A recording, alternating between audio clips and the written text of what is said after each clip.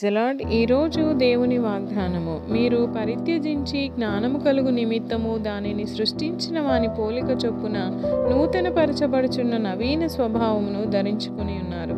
కొలసీలకు రాసిన పత్రిక 3వ అధ్యాయము 10వ వచనము.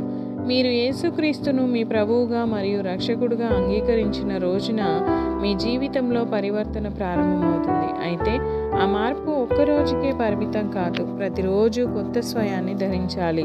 దేవుని గూర్చిన జ్ఞానంలో మీ జీవితాన్ని పునరుద్ధరించుకుంటూ ఉండాలి. ప్రతిరోజు మనం దేవుని వాక్యాన్ని చదువుతున్నప్పుడు దేవుని ఆత్మ సరిదిద్దవలసిన జీవిత రంగాలను మనకు చూపిస్తుంది. ప్రతిరోజు మనం దేవుని స్వరూపంగా మారడానికి ఆయన సహాయం చేస్తాడు. ఆయన వాక్యం అద్దం లాంటిది. అది మన తప్పులను ప్రతిబింబిస్తుంది, మన పాపాలను ఒప్పుకోవడంలో సహాయపడుతుంది మరియు క్రీస్తులా ఉండేలా మనల్ని నడిపిస్తుంది. మనం దేవుని సన్నిధిని గుర్తించి సరిదిద్దుకోవడానికి, కొత్త స్వయాన్ని ధరించడానికి సిద్ధంగా ఉందాం. దేవుడు